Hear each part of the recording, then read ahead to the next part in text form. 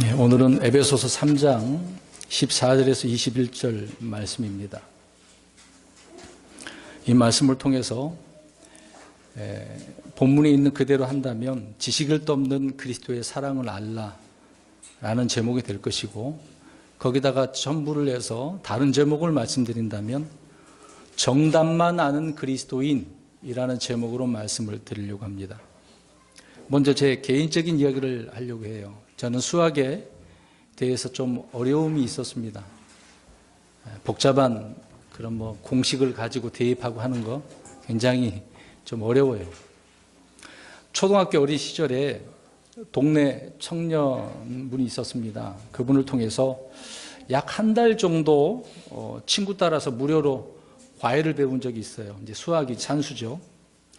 그때는 제법 산수가 어렵지 않고 성적도 좋았었습니다.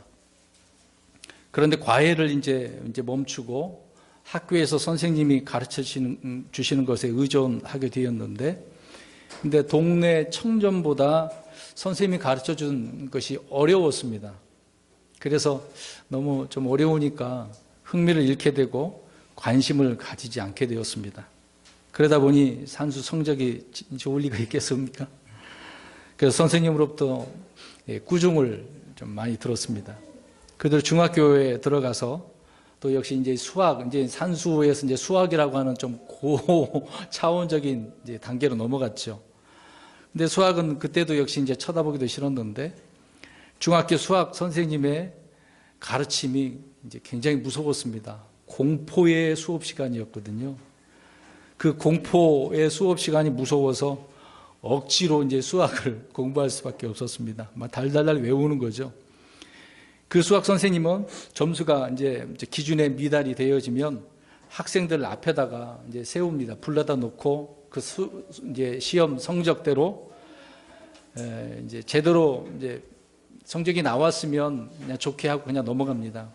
그러나 이제 미달되어지면 앞으로 이제 불러다가 칠판에 딱 세운 다음에 마대자루로 엉덩이를 얼마나 세게 때렸는지요. 정말 난폭하게 때리더라고요. 인정사정 없이 때리더라고요. 근데 물론 저를 포함해서 수많은 학생들이 거의 8, 90%는 맞은 것 같아요.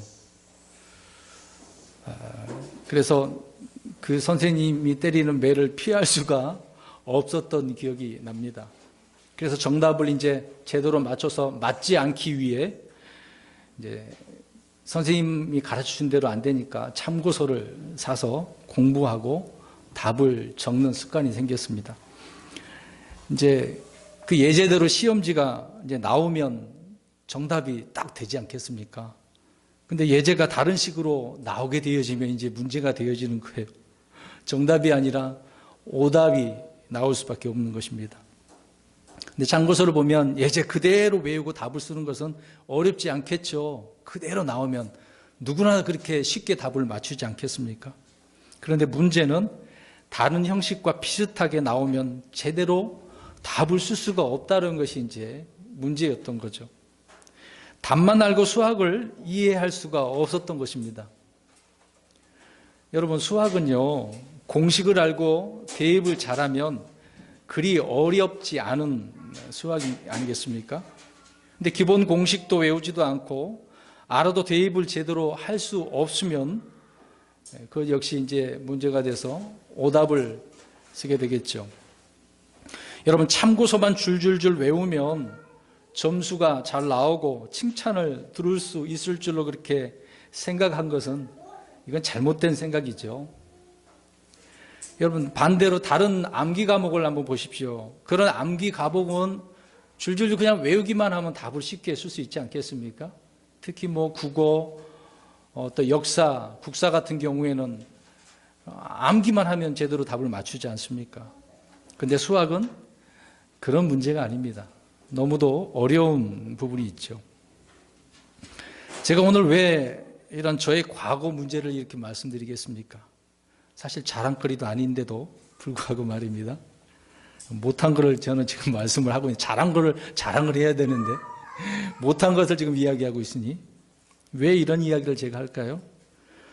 저는 이 부분을 우리 그리스도인들의 신앙 생활과 연관지어서 말씀드리고 싶습니다. 오늘 본문의 말씀과 성경 말씀들을 통해 우리는 답만 아는 그리스도인들에 대해서 말씀을 드리려고 하는 겁니다. 물론 답을 아는 것은 좋은 일이죠. 나쁜 것은 아닙니다. 근데 이제 답만 안다는 것이 이제 문제가 된다는 거죠. 우리 그리스도인들은 그리스도를 아는 지식이 있어야 됩니다. 여기 계신 분들 중에 아직도 그리스도가 누구신지, 하나님 누구신지도 모르면 안 되는 거죠. 내가 기독교인이라고 한다면 성경을 읽고 그 성경 속에서 하나님이 누구시고 그분이 무엇을 말씀하셨는지를 알아야 되는 겁니다. 근데 이것을 알지 못하고 그냥 교회에 나오는 거 아무 의미가 없습니다. 주님은 그런 사람 기뻐하지 않아요. 나를 알고 바르게 아는 가운데 하나님을 섬기라고 말씀하고 있는데 제대로 알지도 못하면서 나와갖고 이 자리만 지금 앉아있다고 한다면 정말 부끄러운 그리스도인이 될 수밖에 없습니다. 하나님을 아는 지식이 우리에게는 반드시 필요합니다. 그것도 바르게 알아야 되겠죠. 이것은 중요한 문제이기 때문에 그렇습니다. 우리는 복음을 듣고 구원을 받는 건 역시 중요하죠. 구원받지 못한 사람들에게는 구원받는 게 1차적인 목적이에요. 교회 나오라는 게 아니라 이렇게 하면 복 받는다 그 문제가 아닙니다. 먼저 예수님을 믿고 구원받아야 돼요. 구원받고 나서 내가 그리스도인으로서 어떻게 살아가는 것인지 그것을 이제 교회에 와서 배우고 깨닫고 온전히 주님을 섬기고 믿음 생활하는 것 아니겠습니까? 구원받고 난 이후에 믿음 생활을 유지하기 위해서 그래서 우리는 성경을 통해 우리는 주님이 누구시고 그 기록된 말씀을 통해 주님의 뜻을 알고 배우고 순종하고 또 열매를 맺고 살아가는 것입니다. 이게 올바른 그리스도인에 대한 이야기입니다. 이제 이렇게 간단하게 말씀드렸습니다만은 이 간단하게 이야기한 것도 지금 이해하고 있지 못하다고 한다면 굉장히 어려운 부분이죠. 오늘 제가 드리는 말씀이 도대체 무엇을 말하려고 하는가 이게 안 돼. 그 맥을 못 잡게 되어지는 것입니다. 그런데 어떤 분들은요 구원을 받고 난 후에 전혀 말씀에 대한 관심이 없는 분들이 많습니다. 그냥 구원만 받으면 됐지 뭐 이런 식이죠. 그래서 주님에 대한 관심도 없고 교회 생활도 뭐 항상 띄엄띄엄 뭐 그런 식이 될 수밖에 없습니다. 근데 이런 분들은 좀 구원에 대해서 점검을 해봐야 돼요. 정말 구원받는 사람 맞을까? 정말 구원받은 사람들은요 주님을 알고 싶거든요. 교회 가서 말씀을 듣고 싶을 수밖에 없어요. 왜 그러냐면 성령님이 내 안에 들어오실 때 그 성령님은 나를 진리 가운데로 인도하시는 분이기 때문에 자꾸 주님의 말씀을 생각나게 주시기 때문에 그렇습니다. 근데 전혀 그런 생각이 안 든다라고 한다면 구원에 대해서 좀 의심을 해야 돼요. 그분이 구원 받았는지 안 받았는지.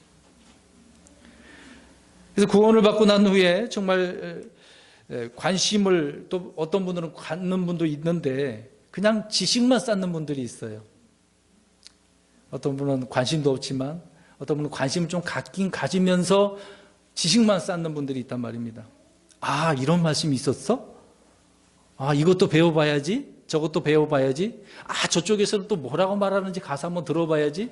이런 식으로 살아가는 분들이 있어요. 그냥 지식만 습득하려고 하는 거죠. 물론 그렇다고 이게 잘못된 것은 아닙니다만은 물론 그것도 좋은 부분이 될 수 있을 것입니다. 근데 제가 지금 강조하고 싶은 것은 그렇게 지식을 쌓아서 무엇만 알려고 한다는 이야기죠. 답만 하려고 한다는 것입니다. 답만. 지금의 현대는요, 기술의 발달로 미디어에 대한 관심이 굉장히 많습니다. 그래서 여기 계신 분들 대부분 휴대폰을 가지고 있어요. 근데 시시때때로 항상 여러분 어떻습니까? 그 휴대폰을 가까이 두고 쳐다보죠? 우리 교회 성도님들 그러던데요. 잠깐 짬나면은 휴대폰 쳐다보고 거의 네이버 검색을 많이 하더라고. 무슨 소식이 새로 올라와 있는가. 주로 그렇죠. 이런 미디어를 통해서 말씀을 접할 기회가 그래서 많이 있습니다. 그래서 미디어에 의존하는 경향이 있다는 것입니다. 스스로가 그 말씀을 읽고 그 말씀에 귀를 기울여야 되는데 그냥 인터넷을 통해서 말씀을 의존하려고 한다는 거죠. 그래서 그러다 보니 그 인터넷을 통해서 쉽게 지식을 습득하게 되어집니다. 자기의 궁금증을 쉽게 이제 파악하게 되어지는 거죠. 물론 그것도 좋은 면도 있겠죠. 그런데 오히려 그 지식이 쌓여서 그 사람을 정체되게 만들고요. 때로는 믿음의 결핍이 생기게 되어지고 그래서 성숙해야 되고 성장해 나가야 되는데 성숙과 성장이 멈춰있는 그리스도인들이 지금 넘쳐나고 있습니다. 여러분 구약에도 말씀을 우리가 통해서 알 수 있듯이 말씀이 없어서 기갈입니까? 그건 아니잖아요. 말씀이 항상 넘쳐나요. 듣지 못한 데에 대한 기갈이라고 말씀하고 있거든요. 지금 현대 시대에는 아까도 말씀드린 것처럼 인터넷만 치면 지금 휴대폰으로 유튜브를 통해서 얼마나 많이 알 수 있습니까? 물론 그건 잘못했다고 얘기하는 게 아니에요. 근데 그것을 통해서 지식으로 멈춰져 있는 것이 문제라는 것을 저는 우리 성도님들에게 말씀을 드리려고 합니다. 그리스도인이 돼서 좋긴 하는데요. 멈춰져 있어요, 머리가. 생각하는 것들이요. 스스로가 성경을 읽는 것도 아니고 기도 생활을 하는 것도 아니고 또 단지 지식으로 알기는 알지만 실행하지 않는데 여기에 문제가 있다는 겁니다. 그냥 답을 알았어요. 근데 답을 알았는데 그 다음을 어떻게 할 거냐 이 말입니다. 정답을 알았으면 그 정답에 맞게 우리가 살아가야 되는 것이죠.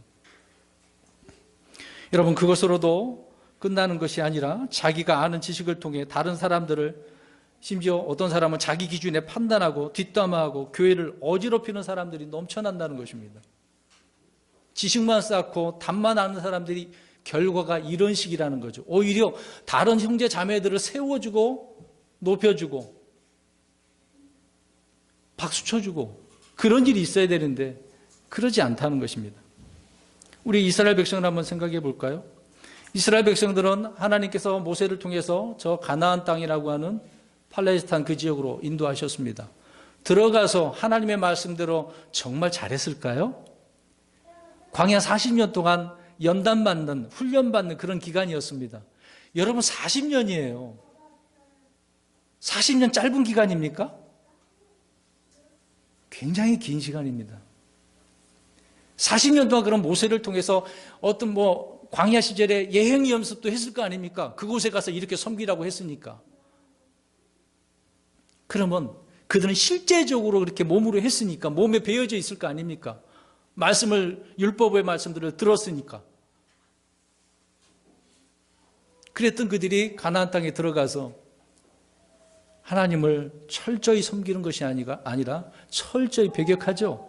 오히려 가나안 족속들이 섬겼던 그런 신들을 쉽게 받아들이고 나쁜 것들은 더 쉽게 받아들여서 그것에 마음을 줘버렸다는 것입니다. 그런 백성들을 내버려 두지 않고 하나님은 그 땅을 더럽힌 이스라엘 백성들을 심판하시는데 바벨론의 그 힘을 가지고 완전히 황폐화시켜버리지 않습니까? 그래서 많은 사람들이 포로로 잡혀갔어요. 그러나 하나님께서는 70년 만에 돌아오겠다는 예레미야를 통해서 말씀하신 대로 돌아오게 됐습니다. 말씀대로 하셨어요. 그래서 그들이 이제 돌아와서 그래 우리가 과거에 잘못했던 것 이제 우상을 섬기지 말자. 그래서 그 뒤로 철저히 우상을 섬기는 이런 내용이 하나도 안 나옵니다. 이제 율법적으로 하나님만 섬기겠다고 철저히 해왔어요. 그래서 400년 넘게. 그래서 이 땅에 예수님이 오실 때까지 그들은 철저히 이렇게 우상을 멀리하고 살았습니다. 그런데 와서 보니까 율법적으로 그들은 잘한다고 하긴 했는데 율법에다가 그들은 더해서 무엇을 만들어 놨습니까? 그들의 전통과 유전, 구전들을 만들어 놨습니다. 하나님의 말씀보다 자기들이 생각하는 그 기준을, 법을 만들어 놔서 이대로 안 하면 안 된다 라고 해버렸던 거죠. 그래서 와서 보니까 형편없어요. 하나님의 말씀 위에 무엇이 있었습니까? 좀 전에 말씀대로 그들의 전통, 구전 이런 것들이 사람의 기준이 하나님의 말씀 위에 세워져 있으니 이거 문제가 크죠. 당시 종교 지도자들이라고 하는 바리새인들 대제사장까지 완전 타락한 상태였던 것 아니겠습니까? 그러니 사사건건 주님과 부딪힐 수밖에 없죠. 율법의 그 정신을 완전히 무너뜨리는 그들과 주님께서 무엇을 대화할 수 있겠습니까? 무엇을 말해줘도 그들은 이해하지 못해요. 근데 그들 나름대로 그들은 율법에 능통한 자 아닙니까? 달달달 외우고 항상 머리나 뭐 손이나 어디 집안 어디에다 항상 두고 다니지 않습니까? 그러면 누구보다도 율법에 능통한 자들이기 때문에 누가 하나님 말씀 가지고 시비 걸어도 뭐 상대가 되겠습니까? 그들에게? 근데 예수님과 부딪힐 때 어떻게 했습니까? 오히려 누가 상대가 안 되는 거예요? 바리새인들이. 그들은 능통하다고 줄줄 외우고 있었으면서도 그 말씀을 제대로 이해하지 못하고 있는 거죠. 자기들이 만들어 놓은 그 기준에 따라 판단하기 때문에. 그러니까 그들에게 있어서는 정답은 율법의 답이라고 할 수 있습니다만은 그 위에다가 자기들이 정해놓은 정답 답안지가 있는 거죠. 전통과 구전이 그들에게 정답이었던 것입니다. 그들의 참고서가 바로 그것이었던 거죠.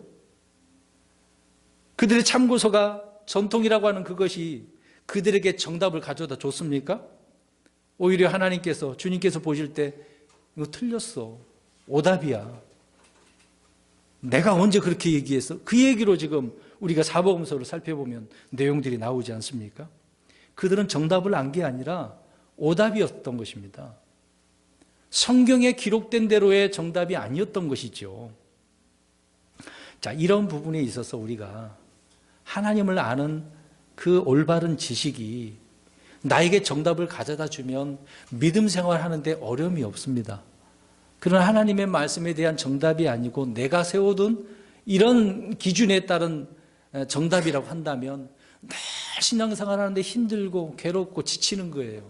교회 가는 것도 힘들어요. 오늘 이 시간 여기 나오는 것도 질질질질 시간에 매여서 끌려 나오신 것처럼 그런 분들이 있을지도 모릅니다. 여러분, 지식은 잘못된 것은 아니죠. 좋은 겁니다. 올바른 지식은 우리에게 내 혼을 살리는 것이기 때문에 아주 중요한 겁니다. 그래서 베드로후서 1장 2절에 가서 보면 하나님과 예수 우리 주를 아는 것을 통해 은혜와 평강이 너희에게 더욱 많이 있기를 원하노라 라고 말씀하고 있습니다. 자, 보세요. 주를 아는 것을 통해 무엇이 있기를 원한다고요? 은혜와 평강이. 그 주를 아는 이 지식이요, 어떤 삶에 우리가 있다 할지라도요, 평강이 있어요. 은혜가 넘치는 거예요. 내가 비록 굶어 죽는다 할지라도, 여러분, 거지, 그 나사로를 생각해 보세요. 그 부자가 떨어진 부스러기 그 밑에서 구걸하면서 있었던 사람 아닙니까? 근데 그 사람은 행복해요, 안 행복해요? 비록 구걸해도 행복한 거예요. 하나님을 아는 지식이 있으니까. 그러나 부자는 가진 것이 있어. 날마다 호화롭게 잔치를 내. 근데 누가 없어, 그에게는? 하나님이 없어요. 하나님 주신 그 재물도 다 자기를 위해서 쓰고 있는 거 아닙니까? 결국 두 사람이 다 죽어서 어디로 갔어요? 부자는 지옥으로 가고 나사로는 낙원으로 가지 않습니까? 땅에, 그 당시엔 땅에 낙원이 있었으니까. 부자는 자기의 정답이 무엇이었겠습니까? 자기의 재물이겠죠. 나사로의 정답은 무엇이었습니까? 하나님이었던 거죠. 근데 나사로는 그런 구걸하는 가운데 얼마나 평안이 있었겠어요. 인생의 괴로움은 겪을 대로 다 겪은 사람인데. 그래서 주를 아는 것은 은혜와 평강이 넘치는 거예요. 이게 성경의 답을 말해주고 있지 않습니까? 오늘 간단하게 제가 읽었습니다마는 하나님을 알면 은혜와 평강이 있다고, 이 지식이 지금 우리 성도님들 이해하십니까? 자, 이게 이제 정답이에요. 저는 정답을 말씀드렸으니까. 자, 이걸 정답을 알고 그 다음에 한 구절 우리 보겠습니다. 베드로후서 1장 8절 가서 보세요. 베드로후서 1장 8절입니다. 읽습니다. 시작. 이것들이 너희 안에 있어 풍성하면 그것들이 너희가 우리 주 예수 그리스도를 아는 것에서 빈약하거나 열매를 맺지 못하는 자가 되지 아니하게 하리하니. 보세요. 어떤 진리의 말씀들, 그리스도 아는 그런 지식이 풍성하면 빈약하게 된다는 겁니까? 안 된다는 겁니까? 안 된다는 거죠. 그리고 열매를 맺는다는 겁니까? 안 맺는다는 겁니까? 맺는다는 거죠. 근데 하나님 주님을 아는 지식이 없으면 빈약하게 되어지고 열매를 맺지 못한다는 사실, 이 말씀 그대로 정답입니까? 아닙니까? 정답이죠. 이런 사실을 우리 성도님 믿으십니까? 정답으로 받아들이십니까? 근데 이 말씀을 정답으로 알 때, 그러면 그리스도를 아는 지식이 저와 여러분들에게 있어서 우리의 삶이 지금 빈약하지 않고 풍성하고 열매를 지금 많이 맺히고 있냐 말이죠. 한 분만 대답하시네? 다른 분은 그럼 아니라는 얘기. 정답을 알고 있는데 그럼 왜 안 되고 있는 거죠? 제가 지금 강조하는 것이 뭡니까? 오늘 제목처럼 답만 아는 그리스도인이기 때문에. 그 다음 베드로후서 2장 20절을 보겠습니다. 베드로후서 2장 20절 시작. 만일 그들이 주 곧 구원자 예수 그리스도를 아는 것을 통해 세상의 오염에서 벗어난 뒤에 다시 그 안에 말려들어 정복되면 마지막 끝이 처음보다 그들에게 더 나쁜, 우리 예수 그리스도를 알게 됐어. 구원받게 됐어. 그래서 세상에 더럽고 추악한 데서 우리를 주님께서 건져주셨어요. 우리는 그런 오염에서 벗어났기 때문에 야, 이제 행복하다, 기쁘다, 그렇게 살 거야. 근데 문제는 다시 어떻게 됐다는 겁니까? 말려들었어. 세상에 주는 그 유혹이 얼마나 달콤한지 나도 모르게 그냥 스며들어서 말려들게 됐어. 그래서 정복돼 버렸네. 완전히 말려든 것까지 좋긴 하는데 완전히 정복돼 버렸어. 그렇게 되니까 처음보다 더 어떻게 돼 버렸습니까? 마지막 끝이 처음보다 더 나빠. 우리는 처음이나 끝이나 다 좋아야죠. 혹시 지금 나쁘게 되신 분이 있으십니까? 없어요. 예. 주님을 아는 것에서 끝까지 이렇게 가야죠. 정답을 알면 더 풍성해져야 되는 거 당연한 것 아니겠습니까? 근데 더 나쁜 사람이 있네? 왜요? 정답만 알고 사니까. 세 번째로 요한일서 4장 6절 보십시오. 요한일서 4장 6절을, 저는 9절을 오늘 열 몇 구절을 찾을 겁니다. 요한일서 4장 6절을 보시기 바랍니다. 시작. 우리는 하나님께 속하였은즉 하나님을 아는 자는 우리의 말을 듣고 하나님께 속하지 아니하는 자는 우리의 말을 듣지 아니하느니 이로써 우리가 진리의 영과 오류의 영을 아느니라. 아멘. 하나님께 속한 사람은 하나님을 아는데 하나님을 아는 사람은 말을 들어요. 우리 여기 이제 복음을 전하는 사람들, 사역자들의 말을 듣는다는 거죠. 곧 하나님의 말씀을 듣는 거란 이야기입니다. 그러니까 하나님께 속하지도 않고 우리의 말도 사역자들의 말을 듣지도 않는 사람은 어디에 빠진 겁니까? 오류의 영. 오류라는 말이 무슨 말인지 알죠? 제가 아까 앞에 제 얘기를 했잖아요. 제대로 대입을 못해서 오류에 빠진 거라고. 하나님의 말씀을 듣지도 못하고 하나님께 속하지 못한 사람들은 진리의 영에 사로잡힌 게 아니라 오류의 영에 사로잡혀서 이렇게 살아가게 되어진 것을 이야기해 주고 있는 겁니다. 이건 오답이에요. 내 영이 오답 가운데 살고 있다는 그 얘기입니다. 항상 틀리다는 얘기죠. 또 한 구절 봅니다. 유다서 1장 10절. 유다서 1장 10절을 보시기 바랍니다. 시작. 그러나 이들은 자기들이 알지 못하는 그것들을 비방하고 또 이성 없는 짐승들 같이 자기들이 본성으로 아는 것, 즉 그것들로 인하여 스스로를 부패시키느니라. 알지 못하면서 막 비방하는 사람이 있네. 근데 이들은 이성 없는 짐승들이래요. 그러니까 짐승은 이성이 있어요, 없어요? 없대요. 그러니까 알지 못한 사람들은 짐승과 같다, 그 얘기를 하고 있다는 얘기입니다. 저 여기 계신 분들은 이성이 있어요, 없어요? 이성 다 있잖아요. 근데 짐승과 같은 사람이 있다는 것입니다. 근데 이들은 지금 어떻게 해요? 자기들이 본능으로 아는 것. 자, 보세요. 우리는 무엇으로 알아야 돼요? 기록된 성경 말씀으로 알아야 하잖아요. 근데 답만 아는 사람들은 지금 지식만 들어갔기 때문에 그런 사람들은 이제 본능으로 아는 겁니다. 본능으로. 그래서 그것들로 인해서 스스로를 부패시키는 겁니다. 진리의 지식이 그 사람을 세우는 게 아니라 오히려 스스로 부패시키는 것을 보게 되어지는 거죠.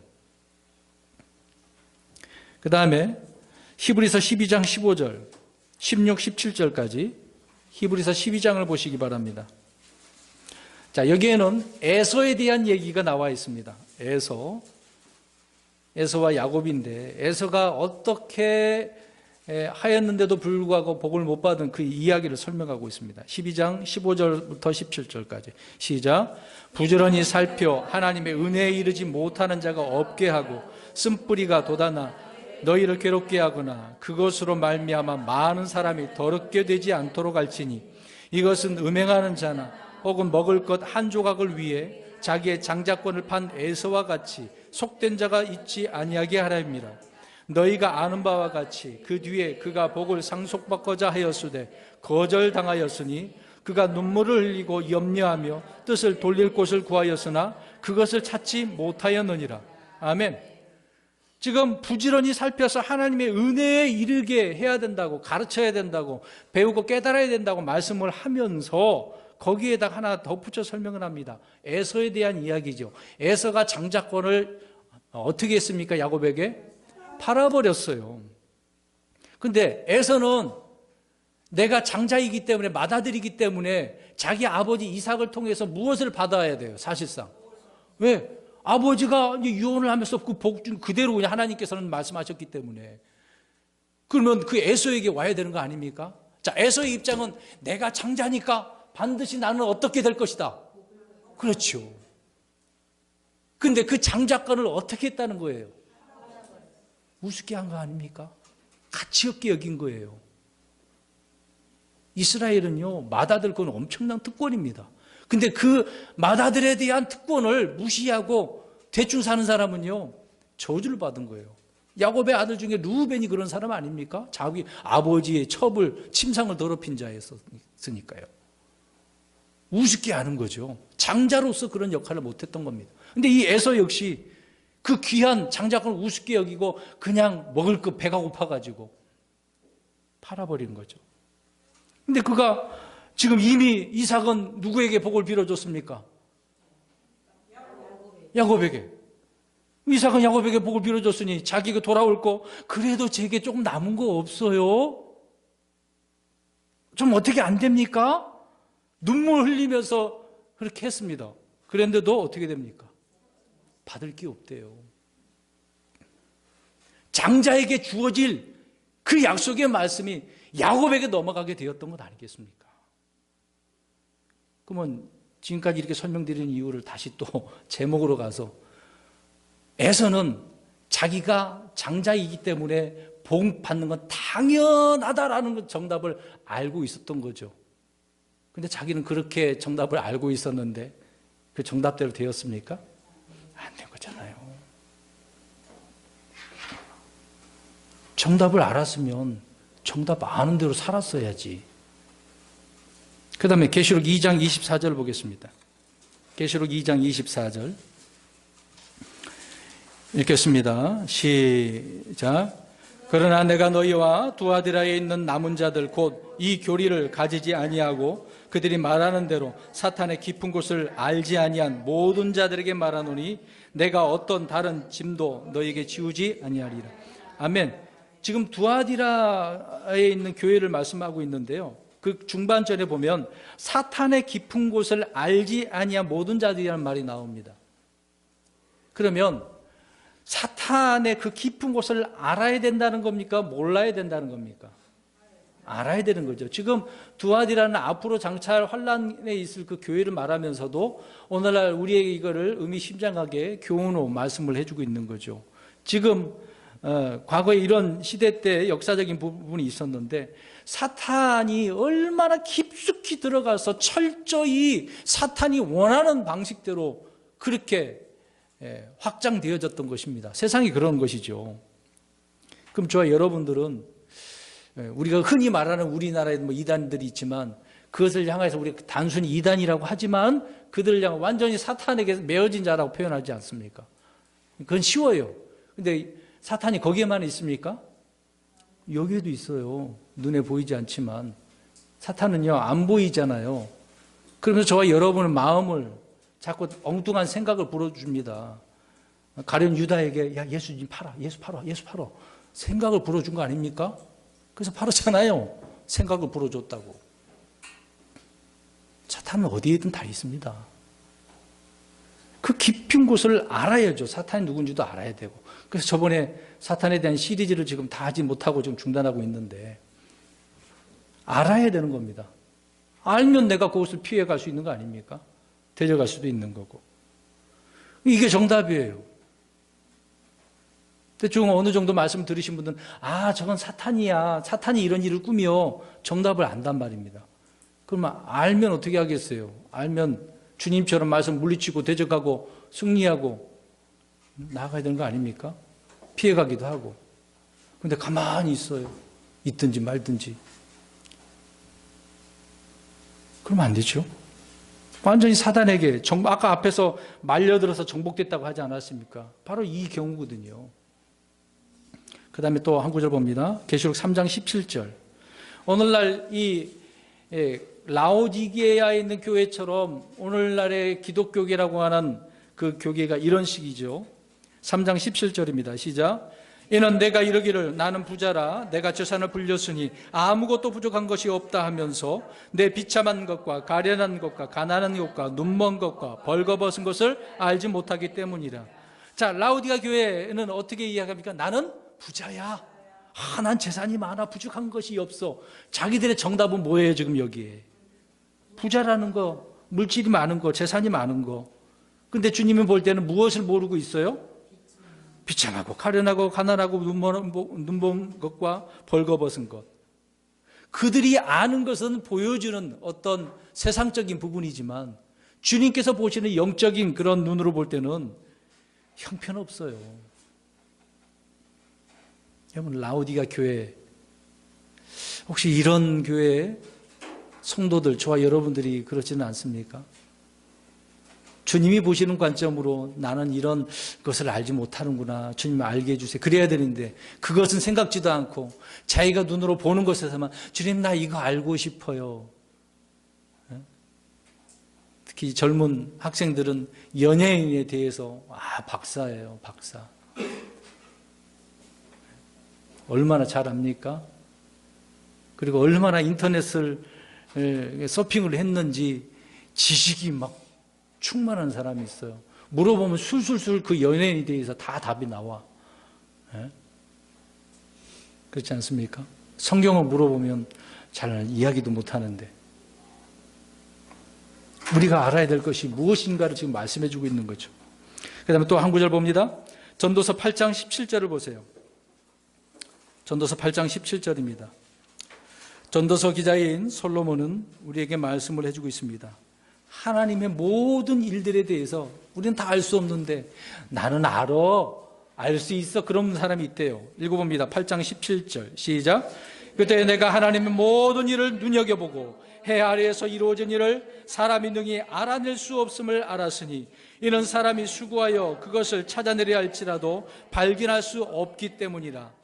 또 참으로 지혜로운 자가 그것을 안다고 생각할지라도 능히 그것을 발견하지 못하리로다. 아멘.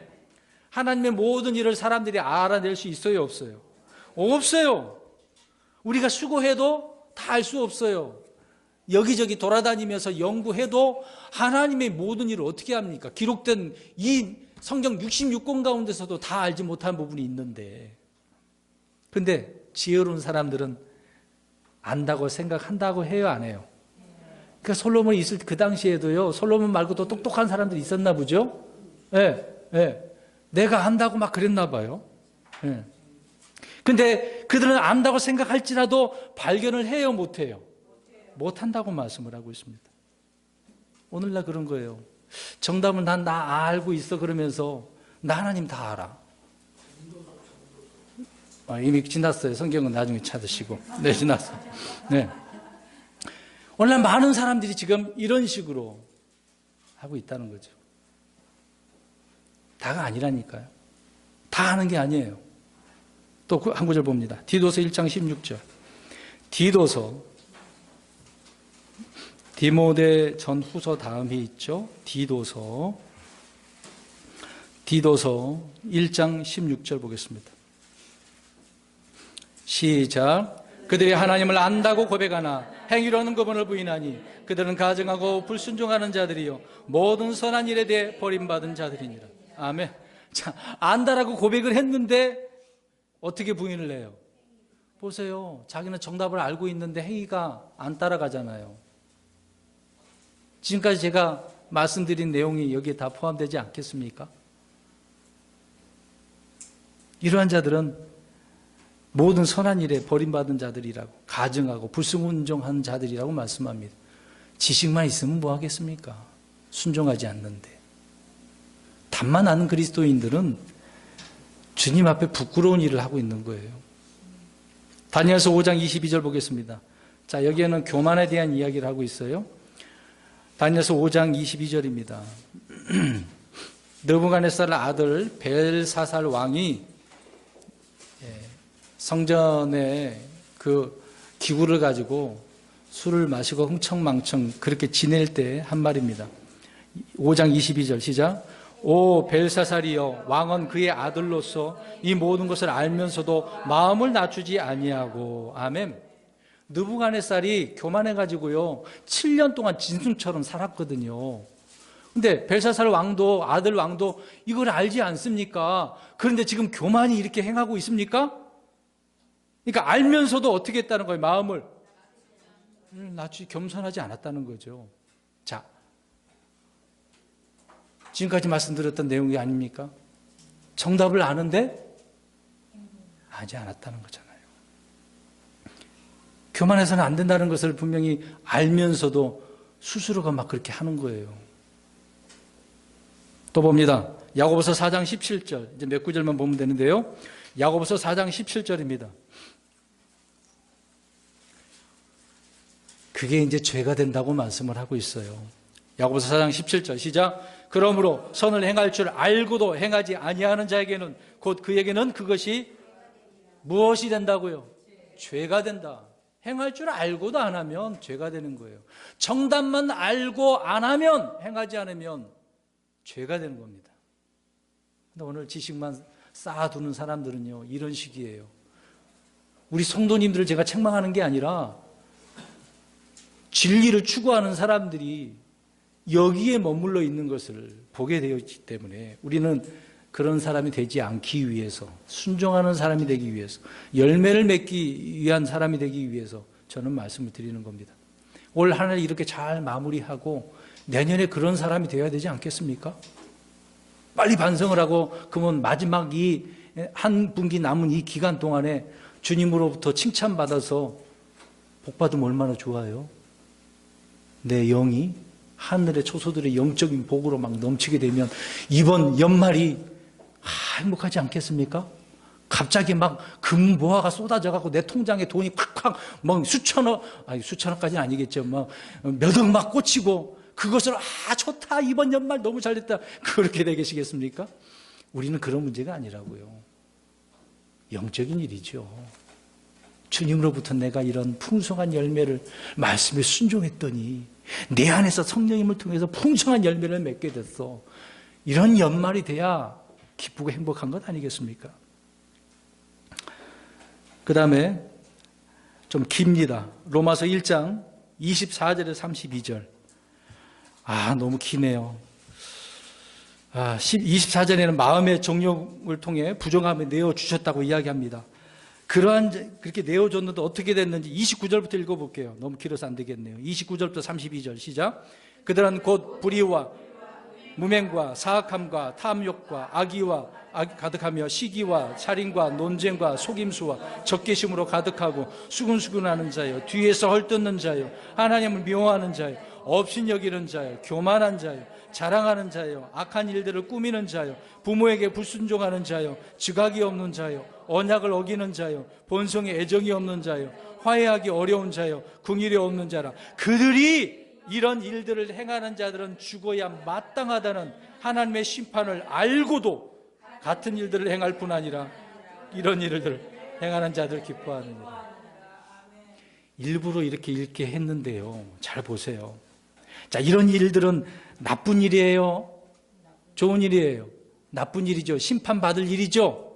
그래서 그렇게 이야기합니다. 이런 일들은 심판받을 줄 알면서도 어떻게 했대요? 행하면서 그런 일을 행하는 사람들을 기뻐했대요. 왜? 자기도 하니까. 여보세요. 알고도 안 한 거잖아요. 답은 아는데 안 했어. 여러분, 문제 아닙니까? 교회에 나와서 하나님의 말씀을 쏟아지게 듣고 깨달은 바가 있는데 정답은 아는데 왜 안 해냐고요. 마지막 한 구절 읽겠습니다. 아니, 마지막 한 구절이 안 되는데. 자, 베드로후서 1장 16절. 베드로후서 1장 16절입니다. 자, 우리는 이제 킹제임스 성경을 통해서 앞으로 저 복된 소망이 있죠. 주님이 다시 오신 복된 소망이 있습니다. 자, 그 내용을 좀 보겠습니다. 1장 16절 베드로후서 시작. 우리가 너희에게 우리 주 예수 그리스도의 권능과 오심을 알려줄 때에 교매의 꾸며낸 이야기들을 따르지 아니하며 우리는 그분의 위엄을 눈으로 본 자들이니. 와, 중요한 말씀이 있어요. 베드로 사도가 성도들에게 말씀을 전했네요. 주님의 권능이 무엇인지 살아서 눈으로 본 자 아닙니까? 그런 말씀을 정말 살아있는 말씀을 전한 거 아닙니까? 눈으로 본 사실들이니까. 주님은 이런 권능을 우리에게 베풀어 줬어. 얼마나 마음이 뜨겁겠어요? 그리고 주님께서 하늘로 올라가셨는데 다시 오신다고 약속하셨죠? 공중으로 오시고 나중에 심판으로 땅으로 오시는데, 저 여러분 데려가시려고 오시는데 그 주님이 얼마나 기대하고 소망이 됩니까? 그래서 그렇게 이제 말씀을 알게 되다 보니 교묘히 꾸며낸 이야기들이 막 교회 안에 들어오잖아요. 그 당시도 그럴 뿐더러 지금도 그렇죠? 악한 교리들이 들어와서, 이단 교리들이 들어와서 얼마나 많은 사람들을 미혹합니까? 그런데 주님을 바로 알게 되어지니까 그런 이야기들을 따라가요? 안 따라가잖아요. 근데 어떤 사람들은 뭐 이런 이야기도 있어? 생소하네? 나도 한번 저거 듣고 싶어. 한번 경험하고 싶어. 그러다가 아까쯤 어떻게 돼요? 말려들게 되면 정복되는 거예요. 이런 그리스도인들이 많습니다. 주님이 누구신지 알면 넘어지지 않는 거예요. 말려들지 않습니다.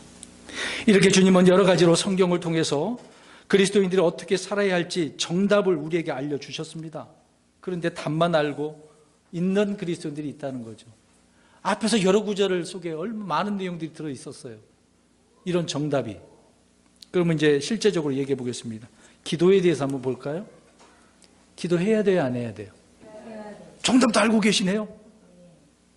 열심히 하고 계십니까? 감사할 일이네요. 근데 기도해야 되는 거 당연히 아는데도 불구하고 기도 안 하는 분들이 있지 않습니까? 간혹 생각나면 그냥 이런 식이죠. 우리는 어디도 교회 아니고 다른 데도 기도하지. 물론 그건 맞는 말이에요. 그건 생각하면서, 지나가면서, 잠깐 생각하면서. 물론 그것도 기도긴 합니다. 근데 여러분 생각해 보세요. 내 자녀가 어떤 것을 요구하는데요. 한마디 딱, 아버지, 나 그거 필요해, 주세요. 하고 한마디 하고 가버렸어. 그럼 아버지가 어떻게 생각하겠냐고요. 이놈의 새끼, 도대체 뭘 달라는 거야? 그러지 않겠습니까? 왜 필요한데? 그런 것도 하나도 얘기 안 하고. 그냥 주세요. 아버지니까 주신다 그랬잖아요. 그건 나도 알죠. 성경이 이렇게 아버지니까 주신다고. 정답은 있지 않아요. 근데 왜 기도해야 되고 무슨 목적으로 하는지 그런 것도 없이 이게 말이 안 되지 않습니까? 너무 시간이 관계해서 다 깊게는 할 수 없겠습니다. 그럼 말씀에 대해서 우리 또 살펴보겠습니다. 말씀 읽어야 돼요, 안 읽어야 돼요? 정답 알고 계시네요? 어떻게 하고 계십니까? 대답을 안 하시네? 자신이 없으세요? 문답을 하라고 드렸는데 그냥 답만 딱 쓰고 안 쳐다보고 한 주간 내내. 그 7장 읽는 거 어렵지 않지 않습니까? 그 더 읽고 싶은 마음이 안 생기나요? 딱 7장만 읽고 읽었다.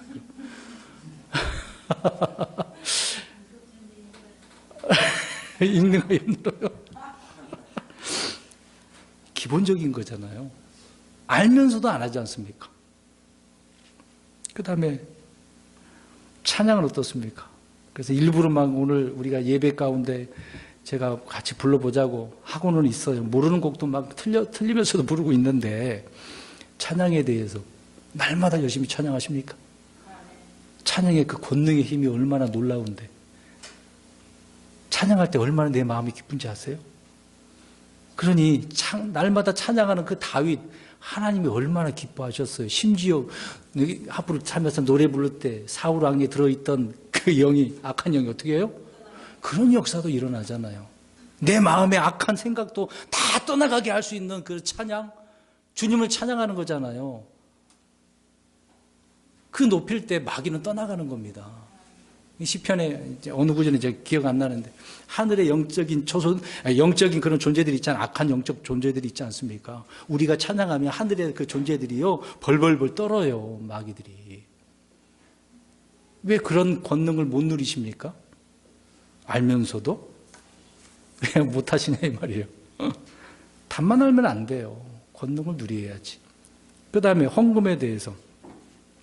이제 우리 킹제임스 성경 믿는, 성경들을 믿는 데는 헌금을 강조 안 하고, 우리 하나님 앞에 우리가 마음에 감동되는 대로 이렇게 드리고 있습니다. 뭐 다른 것을, 그런 명목을 정하지는 않죠. 근데요, 헌금에 대해서 하는 것도 우리가 기본적인 상식 아니겠습니까? 근데 헌금에 대해서 해야 되는 것도 알고는 있습니다만은 인색한 사람이 있어요. 그래서 바울이 서신서에 그 얘기 하지 않습니까? 즐겨내는 자를 하나님께 기뻐하신다고 하면서 인색하지 말라고. 인색하지 말라고. 제가 그렇다고 지금 헌금 많이 내라 그런 얘기 아닙니다. 지금 답을 알고 있는데 이런 생활을 안 하는 사람이 있기 때문에 우리 성도님 이야기하는 게 아니에요. 오해는 하지 마세요. 많은 그리스도인들이 답만 알고 사는 사람이 이런 식으로 살아가니까 내 삶이 기쁜 게 없어요. 뭐 더 헌금 얘기하면 시험 들까 봐 얘기 안 할게요. 예배에 대해서는 어떻습니까? 오늘 예배 드리는 시간이잖아요. 일요일 날 11시면 우리는 일찍 10시 45분, 50분 되면 찬송을 시작하거든요.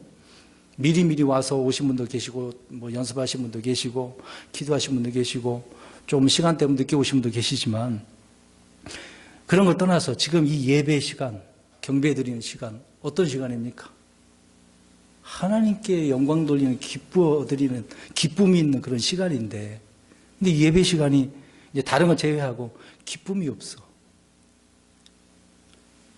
예배 시간 남았는데 얼굴은 찡그러진 얼굴이고 삶의 모든 짐들을 가지고, 그런 짐을 누구한테 맡기라고 그랬어요?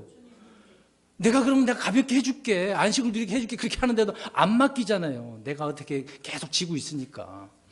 그런 사람들이 이 시간 나와서 무슨 기쁨이 있겠어요, 예배 시간이. 예배 드리는 건 알아야 몰라요? 알잖아. 드려야 되는지는 더 정답은 알고 있지 않습니까? 주님을 섬기는, 우리가 시간을 정해놓고 한 것이지만 어떤 시간이든 주님을 섬기는 이 예배 시간 중요한 거잖아요. 근데 예배 기쁨도 없어. 예배 안에 지금 찬송도 하고 기도도 하고 말씀도 듣고 말씀의 교제를 지금 누리고 있는데 이 시간이 지금 빨리 끝났으면 좋겠는데 우리 평택진리 침례교회는 1시간 이상을 설교하니 막 엉덩이가 아프고 어떻습니까? 제가 중고등학교 청년 때요, 담임 목사님, 그분도 설교 진짜 길게 해야 돼요. 근데 그분의 설교는 했던 말을 반복하고 반복해갖고 1시간이 넘어. 그러면 힘들죠. 저는 반복한 이야기는 거의 없지 않습니까? 반복을 하지 않지 않습니까? 그러면 안 되죠. 예배의 기쁨이 있어야 됩니다. 말씀에 듣는 기쁨도 있어야 되고, 기도하는 기쁨도 있어야 되고, 찬양하는 기쁨도 있어야 되고. 몇 가지 빼야 되겠네요. 열매는 어떻습니까? 열매.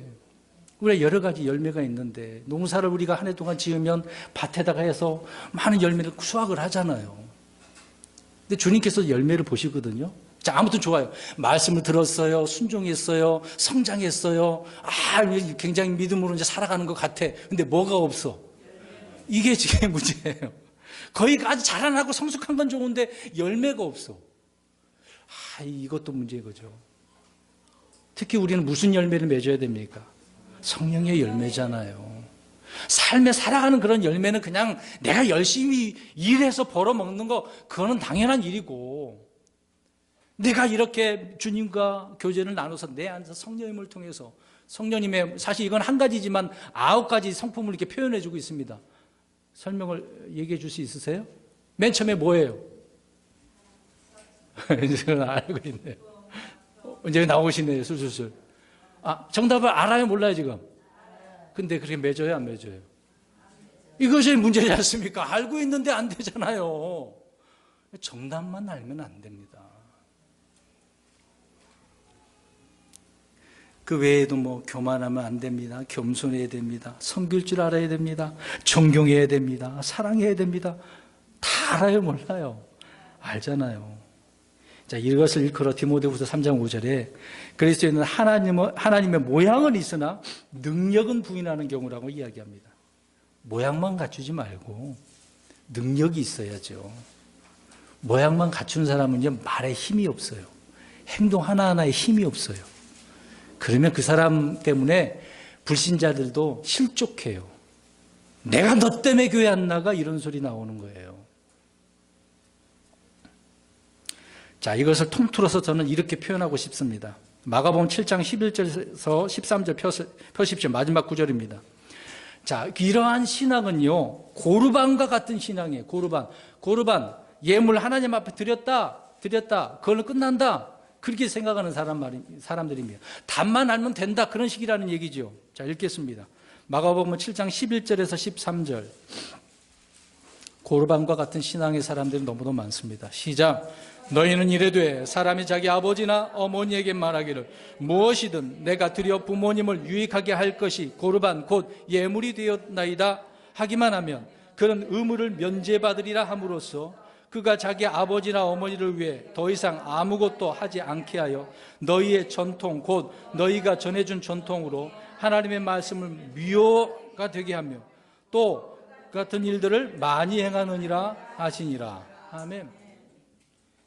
내 부모를 공경하라고 그랬는데 공경은 안 하고 나 하나님 앞에 예물 드렸는데요. 일주일에 금식도 하고요. 11조도 드리고 박하 운양도 드리고 했어요. 예물 드리만 하면 이 고르반이 그 예물이한테 드렸다는 이야기니까. 근데 그걸 했으면 부모를 공경 안 해도 돼라고 면제받는다고.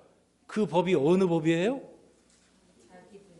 전통이라고 하는 법에다가 하나님의 말씀 위에다가 그들의 법을 세운 거 아닙니까? 자기 기준이라는 이야기입니다. 답만 아는 사람은요, 이런 식으로 살아가는 겁니다. 하나님의 말씀의 기준이 아니었던 거죠. 하나님께 예물을 드리면 이렇게 의무를 면제받아서 하지 않아도 되는 것처럼 생각하고 해야 할 일을 하지 않아도 생각하는 자들과 같다는 이야기입니다. 내가 답을 알고 있으면 하나님께서 안 해도 돼. 그렇게 면제해 주는 줄 알고 생각을 하는 거예요. 이게 문제라는 겁니다. 정답을 알고 있으면 너 안 해도 알고 있구나 안 해도 돼. 그게 아니라는 거죠. 여태 앞에서 다 말씀드린 언급한 그 여러 가지에 대해서 우리는 다 정답을 알고 있습니다. 물론 그리스도인 가운데 자세히 모른다고 해도 어떻게 해야 하는지 어느 정도는 알고는 있지 않습니까? 그런데 답은 알고 있습니다만은 순종하지 않아도 되는 것은 아니죠. 답을 알면 더 순종하고 열매를 맺으려 해야 한다. 그 얘기입니다. 여러분 항상 가을이면 우리 이제 한국적인 입장에서 가을에 걷어들이지 않습니까? 그런 풍성함, 그걸 한번 생각해 보세요. 우리 신앙의 이런 열매를 걷어들여서 주님 앞에 드려야 되지 않겠습니까? 이제 오늘 마지막으로 이제 오늘 본문 에베소 3장에 나오는 바울이 기도하는 겁니다. 무슨 기도를 했냐?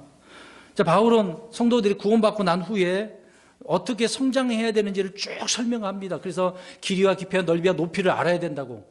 그렇게 아는 것이 이제 지식이에요. 그래서 지식이 있어. 근데 그 지식을 어떻게 하라고 이야기합니까? 뛰어넘으라고요. 정답을 알았으면 그 정답을 어떻게 해요? 뛰어넘어서 뭘 알아야 된다고요? 그리스도의 사랑을, 그런 사랑으로 알아서 충만하게 되래요. 충만. 여기까지 가야죠. 뛰어넘어야 돼요. 지식을 뛰어넘어야 돼요. 간단합니다. 오늘 이 결론을 말씀드리려고 앞에서 이렇게 길게 말씀드린 겁니다. 우리가 알고 있는 정답이 이렇게 성숙되어져야 되고 성장해야 되고 또 모든 것 곧 열매가 충만해야 된다라고 말씀을 하고 있습니다. 결론적으로 사는 성도 여러분, 우리는 더 이상 정답에만 멈추지 말고 뛰어넘는 그리스도인이 되어야 되는 겁니다. 베드로후서 1장에 믿음의 덕에 무엇입니까? 지식이에요. 자, 보세요. 덕 앞에 지식이 있어요? 덕 다음에 지식이 있는 거잖아요. 믿음을 얻었으면, 받았으면 믿음에다가 덕을 세워야지. 근데 덕은 하나도 없고 지식만 있는 사람은 사사건건 이런 식으로 살아가는 겁니다. 자기는 돌아보지도 않고 남만 비판하면서. 자, 그런 거 말을 해놓고 베드로 사도가 쭉 이야기하다가 마지막에 무엇을 더하라 그랬을까요? 사랑을 더하라. 오늘 바울도 그랬지 않습니까? 사랑을 더하라고요. 흔히 우리 기독교는 사랑의 기독교라고 하지 않습니까? 사랑이 없는 사람은요, 답만 하는 사람은 이런 사랑의 열매, 성령의 열매지 않습니까? 이게 안 되는 거예요. 자, 성도 여러분, 우리는 정답만 아는 그리스도인이 아니라 그런 지식을 뛰어넘고 그리스도의 사랑으로 충만해서 하나님께 큰 영광을 돌리는 저와 여러분 되시길 주의 이름으로 축원합니다. 아멘.